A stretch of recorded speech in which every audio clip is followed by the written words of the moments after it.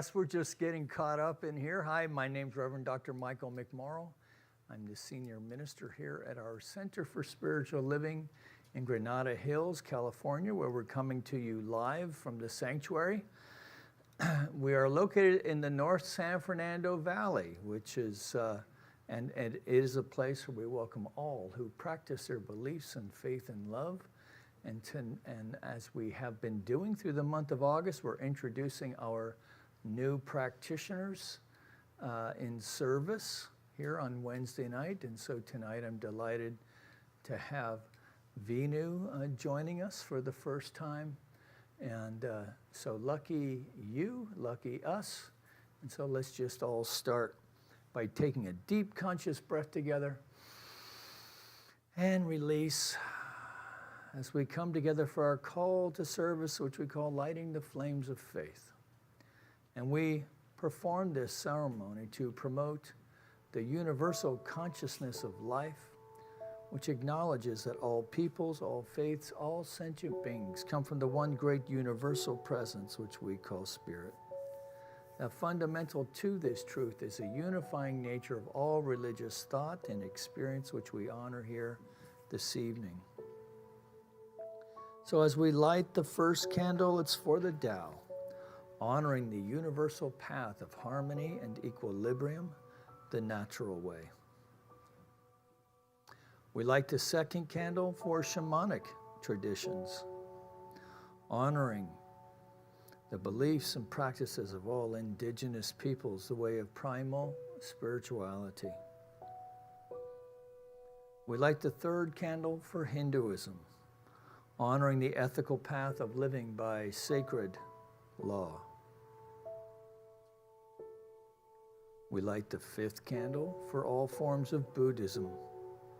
Sorry? Oh, did I skip one? Okay, let's do the fourth candle for Judaism, honoring the ethical path of living by sacred law. We light the fifth candle for all forms of Buddhism, honoring the Four Noble Truths and the path of compassion. We light the sixth candle for all forms of Christianity, honoring the Christ consciousness as the path of love.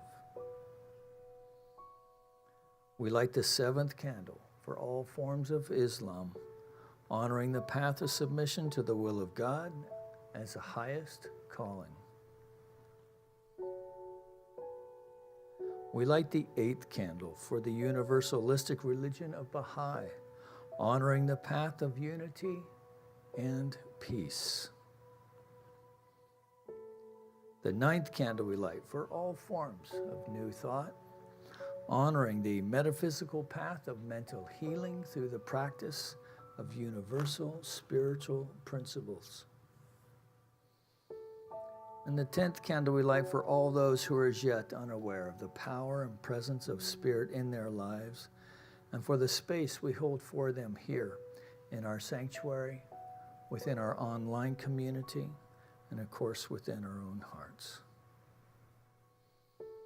And as Vinu lights the healing candle, please put silently into the light the names of anyone you wish to have experience the healing flame of God's eternal love. I'm thankful, so grateful. I'm one with the Spirit all around me. I'm thankful, so grateful. I trust in God. I surrender, I surrender. I'm one with the Spirit all around me. I surrender, I surrender.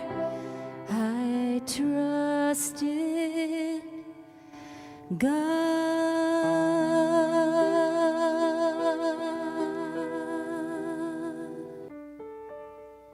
As we go within, settling into our breath and our body, recognizing there is only one power, one presence, one universal mind flowing to and through each and every one of us.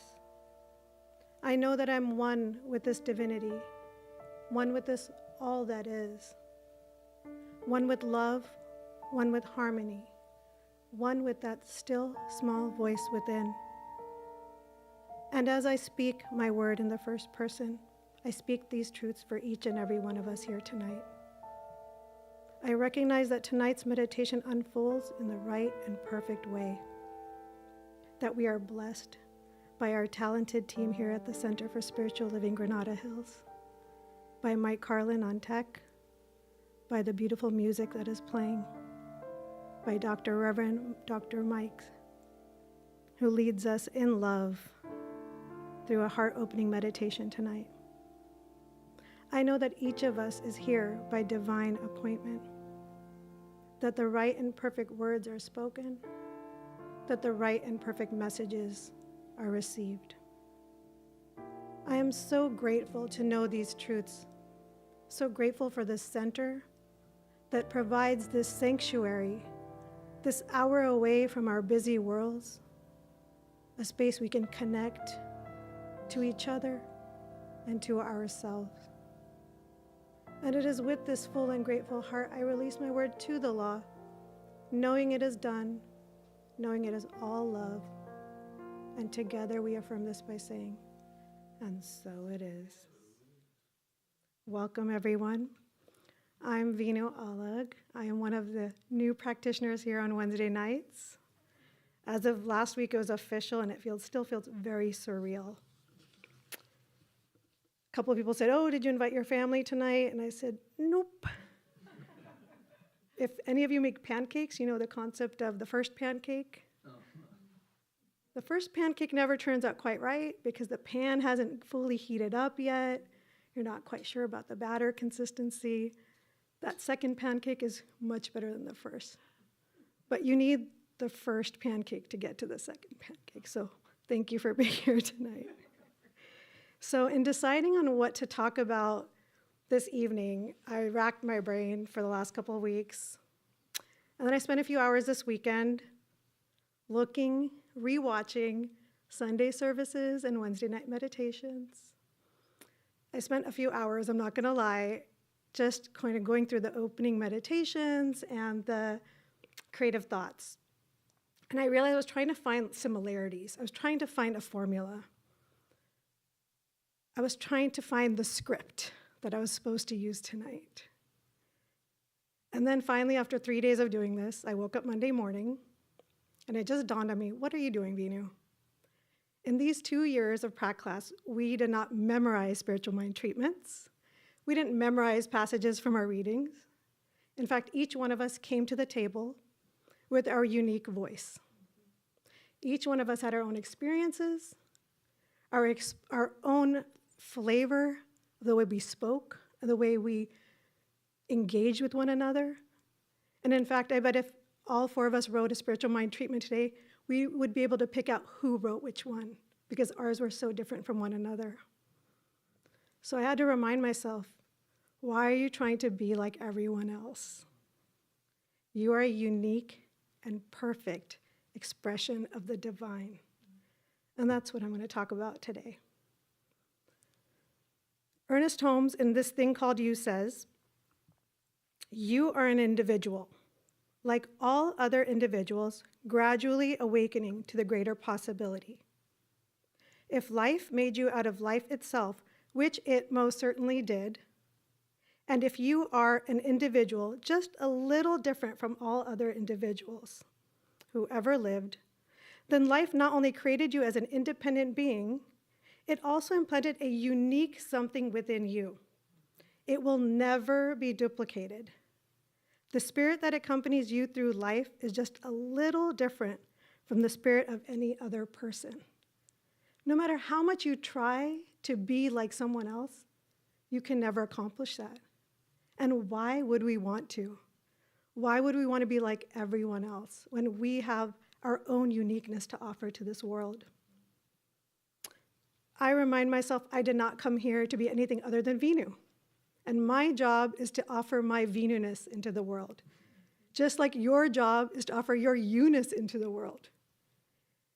The more we are our authentic selves, the more our beauty shines, the more other people are drawn to us, and the more we are drawn to other people.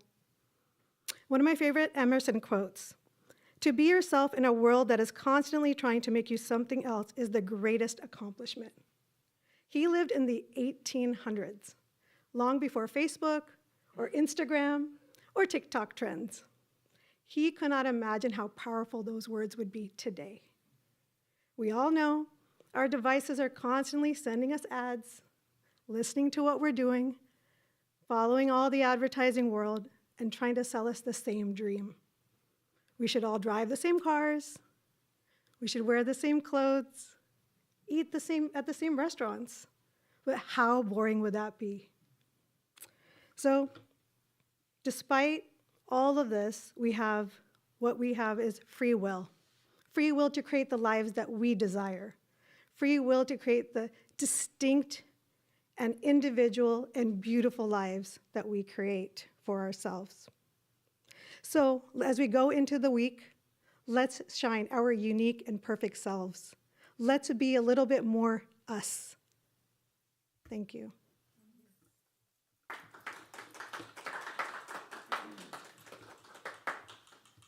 Before our meditation, I have a few announcements. Practitioners are available today in the treatment room for a 2-minute tune-up. If you are a licensed practitioner, please raise your hand. All of these people are available for you today. If you are joining us this weekend and would like prayer support, you can find a practitioner online at CSLGH.org. Ordination and Installment Celebration this Saturday, August 26th, from 3 to 5:30 p.m., in person and online. The Bereavement Support Group meets Sunday, August 27th at 1 p.m. on Zoom. Email Reverend Jessica for details. Drum Meditation with Burl, Wednesday, August 30th. Bring a drum or bang on a bucket, we provide. Join us here for SUM Full Moon Meditation Ceremony, Thursday, August 31st at 7 p.m. with Mary Elizabeth and vocalist Miriam Green. Bring your percussion instruments. You can find the SUM Zoom link in the newsletter. Oh, we have a busy week. Sangha, Sacred Art of Listening, begins Wednesday, September 13th at 9:30 a.m. Email Reverend Nikki for details. Save the date. Reverend Mike has a new class coming up on September 5th, Change Your Thinking, Change Your Life. Unleash the highest version of yourself. Who doesn't want to change their life for the better, right? And last but not least, please save the date for our fall festival, Saturday, November 4th from 5 p.m. to 10 p.m. Tickets will be available soon. Thank you.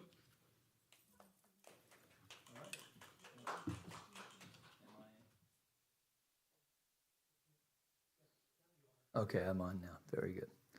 Well, that was a great creative thought, Vinu. Thank you. Pretty good for a first pancake. I don't think that was even singed any. Let's get out the butter and syrup. Yeah. And yes, so that's next Thursday, correct? Yeah, so Miriam Green. So come support Miriam as she has supported us on our Wednesday night full moon our meditation here on the Wednesday night service. And also next Wednesday evening, we'll have Burl Bowler Jack back for his drumming meditation. So yes, as you were saying, Vinu, there is a lot of stuff going on. We've had a nice summer to kind of rest up and get rejuvenated. And so why not find some way to step up our spiritual practice, whether it's in being of service in one of the activities that we have, of participating in a class, or maybe even just stepping up your own participation, period. Because spiritual community is a lot more fun with you in it. So, so come join us. And so, it always kind of amuses me when I stumble in the lighting the flames of faith, because I've been doing this 3 times a week since basically October of 2009. I should have it memorized, right? I can tell you what happened tonight. So we light the second candle for the shamanic traditions, honoring the beliefs and practices of all indigenous peoples. And I was thinking about where I was this weekend. My son had his new wife, Abby, my new and only daughter-in-law, which feels good to say. We had the festivities, and then on Sunday morning we met at a place that's special to anyone who's lived in Port Townsend called Chatsworth Park. Now, Chief Chatsworth was a friend of the Pioneer, as was Chief Seattle. Both have been extensively quoted in the local lore for reminding the Europeans that humanity is but one thread in the tapestry of life. And whenever I visit that area, of course I lived there, my son was born there and raised there. It's a very dynamic place. There's, volcanoes, there's Mount Baker, there's Mount Rainier, dormant volcanoes. The Puget Sound is there, the forest is there, the seagulls, it's just a very centrally dynamic place where the creative impulse of life really is literally pushing in, and you're breathing it, and you're just really aware of it. And so it's been a favorite place for riders as well as tourists for some time. And I was thinking about how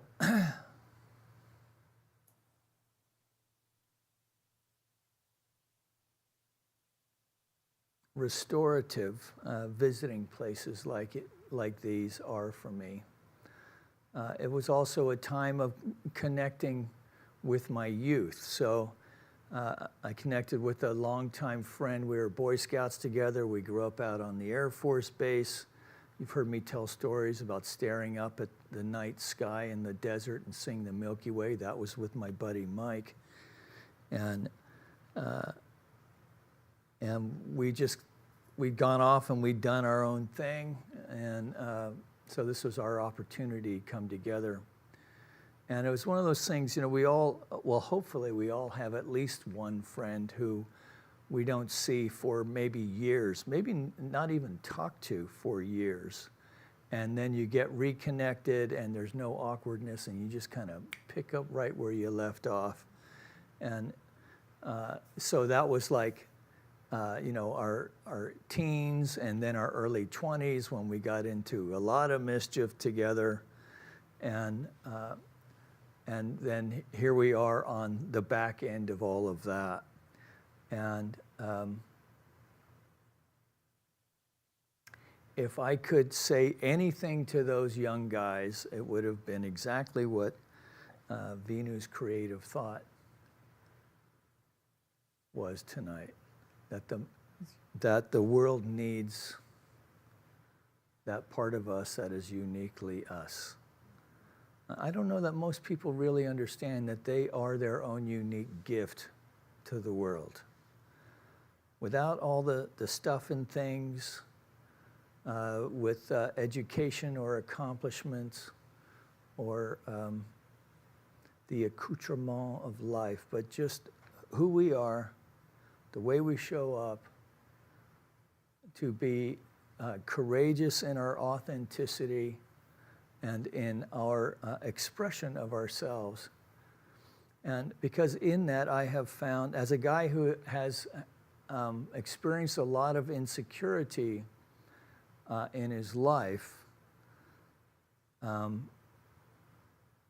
the irony is being just being able to own that, to take it out, look at it, identify what it is, to heal the stuff that can be healed to the extent that I can, and then to just say, okay, well, this stuff over here I'm still working on, and that's okay too, but here I am, da-da, and then to be okay with that. And to me, this is one of the great values of meditation, because it allows us to observe and to detach, to observe and detach, observe and detach. That really is the practice, right? So we're using our breath to focus the mind, right? But it's not like the cone of silence comes down and we just stop thinking, right? In fact, depending on the day, if nothing else, the mind sometimes really takes off even more because we don't have the things pulling on us. And so I'm coming to this meditation tonight, having had a very busy last few weeks, had some time to kind of to be with my son, but not be with my son because it was a wedding reception and all. So you don't really get to hang, right?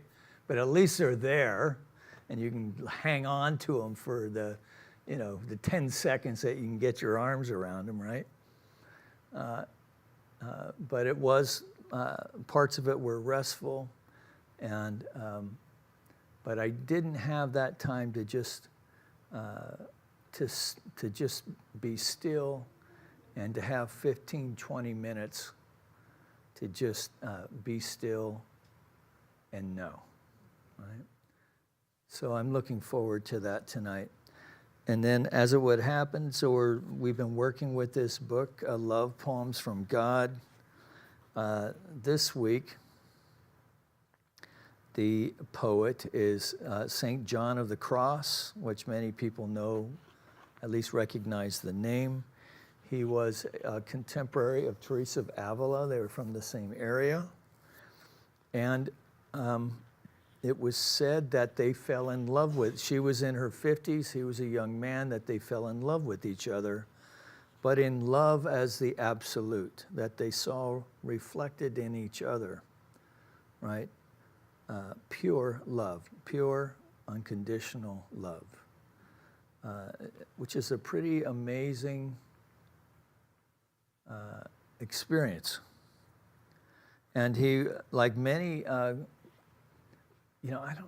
there was some cruel stuff going on in that time of Christian history, and it's interesting how mystics are often tortured, vilified, what have you, in their own time, only to be recognized, get some perspective and go, wow, that dude was actually onto something, right? And this is no John of the Cross. This is true for him as well. Held in a dungeon in a monastery, right?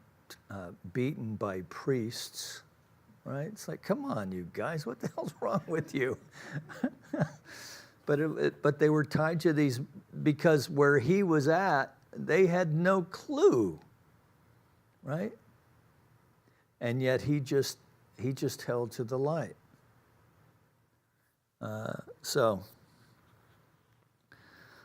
This poem is entitled A Nursery Rhyme. Would not the sun have lost its mind if it said to the moon, "Dear, give me more light"?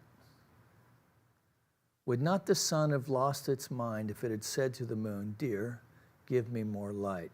For does not all the moon's beauty and charm come from the sun's existence? Could we even see the moon if it was not for the sun's being?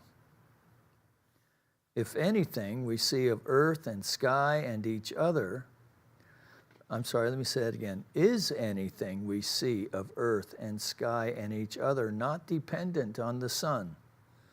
on the real Son, God? Are we not some extension of his being? Does not all form have its life in reflecting him? It does. Would not a father have lost his mind if he locked his child into a room that the child could not possibly escape from, and then the man beat the child for not being able to escape? It would be insane of God to ever make us moons, our souls, feel bad for not giving him more life, more light, more love, more obedience, more anything he might want. And don't tell me of free will. That's just a compassionate nursery rhyme that can be helpful to believe if you are infirm. It would be insane of God to ever make us moons, our souls, feel bad for not giving him more light, more love, more obedience, more of anything he might want. So you can see why he might stir up the hierarchy, this notion that we are extensions of the Most High. That was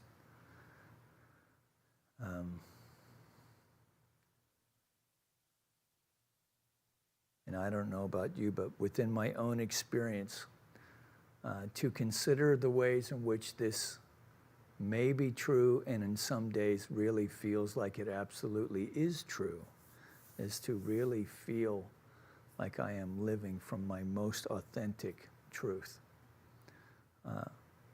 And if we can all be brave and courageous enough to allow each other that free expression of self, to allow folks to be their authentic selves, then we truly will create and can create a world that works for everyone.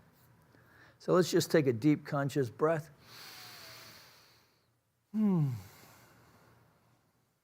Considering how we are reflections of the divine, our souls, the moon for which the radiance of the Most High reflects itself.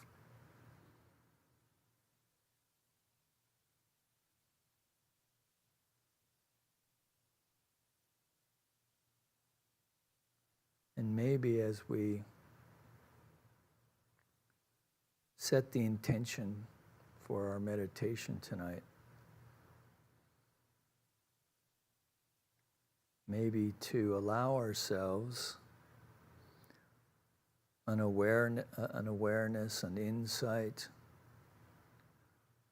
of how we, up until now, may have unknowingly blocked that full expression, that full reflection of the divine.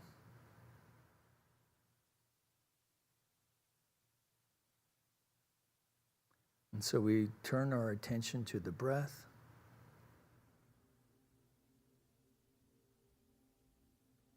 Checking our posture. Sitting erect, but yet free of tension.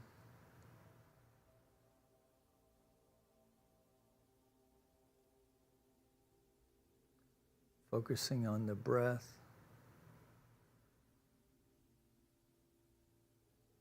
On the posture, so that we are both at rest and alert.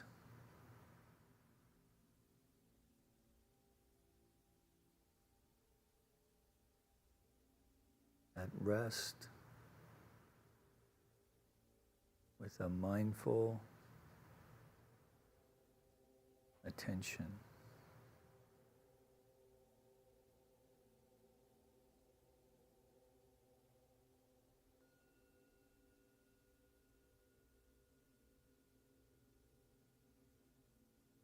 Focusing our breath on the movement of the breath in the nostril.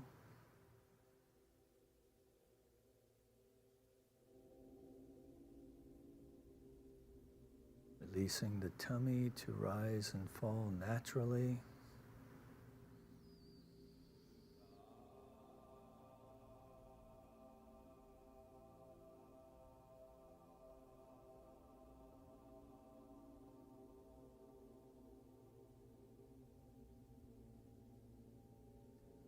So here in the sanctuary, we can also use the sensation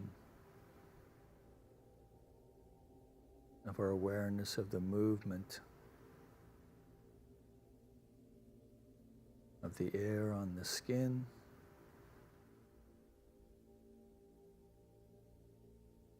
a sense of temperature, anything that allows us to sharpen our focus.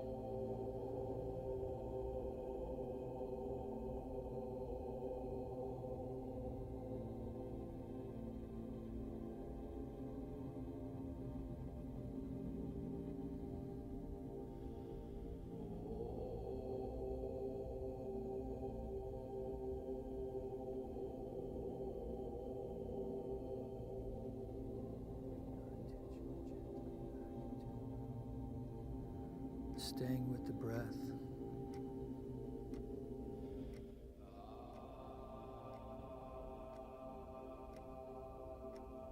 And with each in-breath,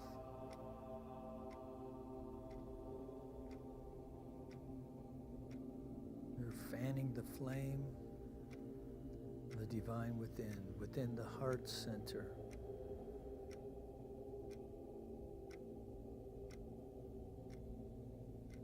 With each in-breath, fanning that flame,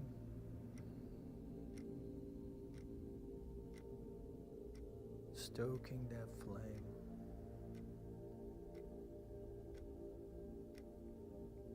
Allowing the fire of the Most High to make itself known, growing in radiance and brilliance within the heart center.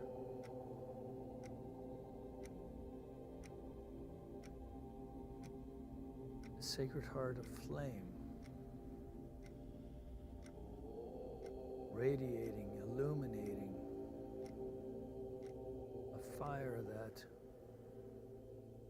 inspires, illuminates, rather than consumes.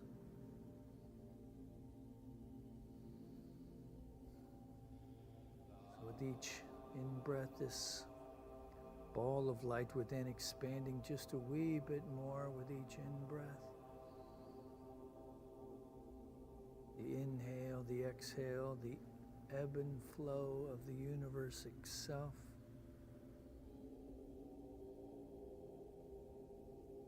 This ball of fire, this light, expanding just a wee bit more,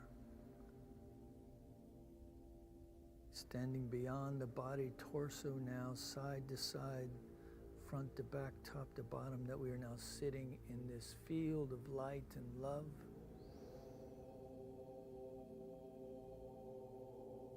Knowing that we are breathing in the light of the divine, breathing in the love of the divine that is everywhere present, co-mingling with that within, releasing that which is no longer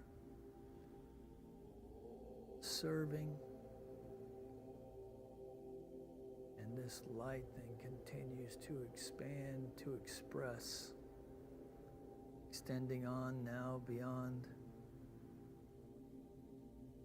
our fingertips.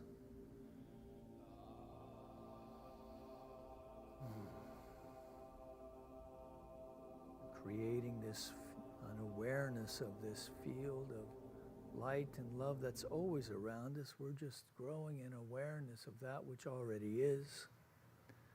Knowing that this is now commingling with our friends here in the sanctuary, commingling with the tens of thousands, if not hundreds of thousands of prayers and meditations that have been expressed in this room over 60 years now. This light and love extending even beyond the confines of time and space, for there is no spot where God is not. And so there's a quantum resonance now, even with our friends joining us online, now or later, that we're feeling a sense of connectedness, a sense of knowing the oneness of the Most High, expressing in this moment.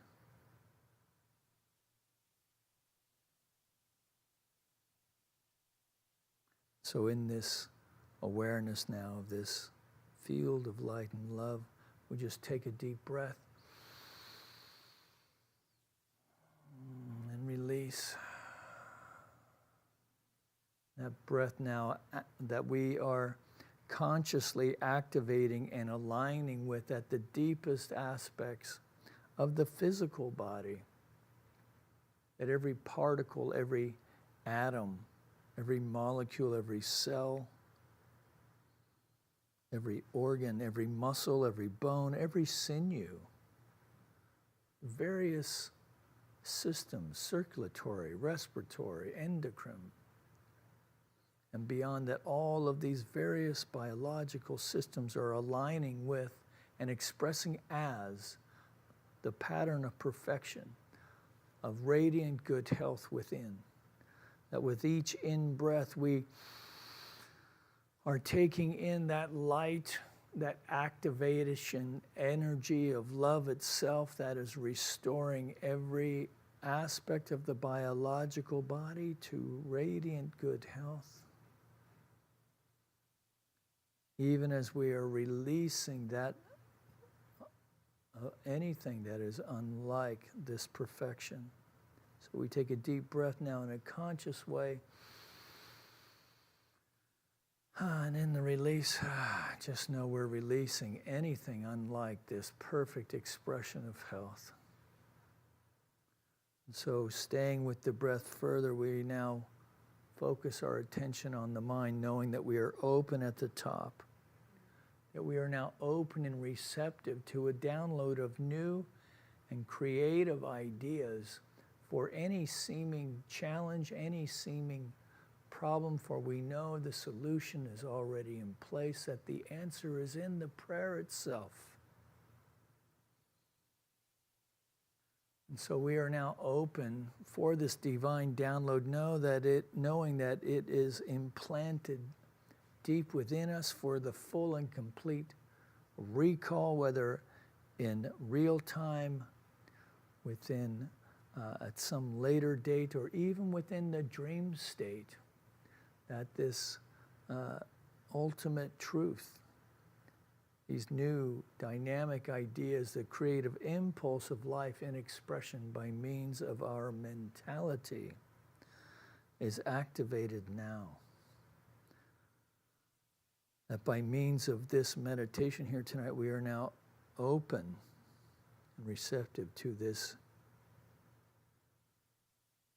divine download from the creative impulse of life itself. And so in taking this deep breath and in that release, we know these ideas are gently anchored within for our full and complete recovery. That we know further that by means of this meditation here tonight, that the breath has opened us up, that the heart is now open in new ways, that we have been broken open by means of this meditation time this evening, that making space for relationships with ourself, that there's a sense of healing, of alignment with those places that may, like a toe trip on the sidewalk, that are aligning now easily, that the path is made straight, that the pathway is easy, that we move gracefully within our own psyche in ways of authentic love and appreciation for ourselves. Now from this place of strength then, knowing it is anchored not in the ego, but in the really the expression of the power behind all expression, the absolute, is allowed its full expression of life as our life. And as we know this truth for ourselves, we know it for others. That we intuitively find ways of connection, of understanding, to recommitting to the idea of understanding, seeking first to understand rather than to be understood. That we, in this connection, in this love, that we get a sense, we get a taste, we get a sense of the possibility of that love of Avila, of John and Teresa. In this connection of the Most High in its full expression of love itself, as the Sacred Heart of life expression. So we take a deep breath with that notion and release. So finally, knowing together that there is but one power, one presence, one source, one life of the divine that is both impressing and expressing itself in, through, and as all of life, in, through, and as our life.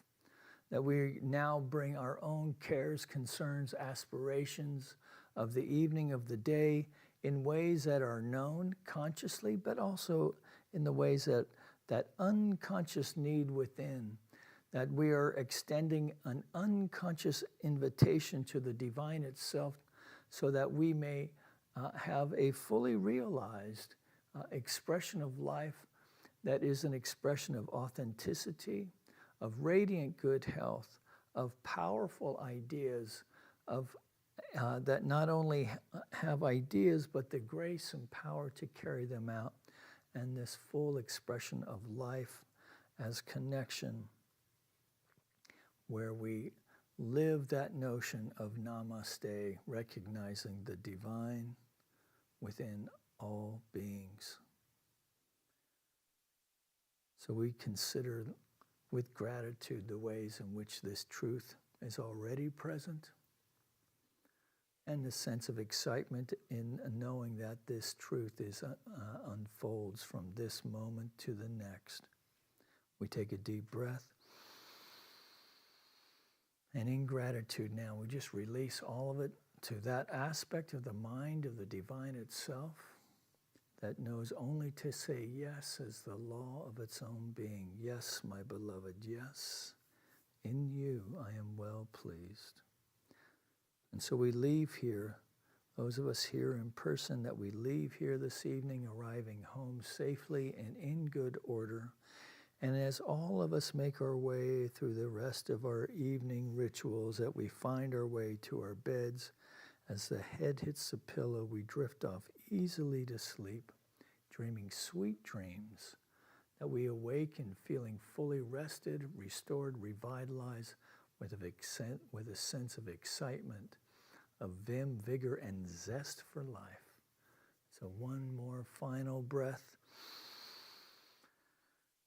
For that final release in gratitude and confidence, knowing it is done. Together we acknowledge this by saying, and so it is. Amen. So thank you for joining us tonight. So don't forget, come join Burl for a little drumming meditation next Wednesday. Come join Miriam and friends for next Thursday night. Those are both at 7 o'clock.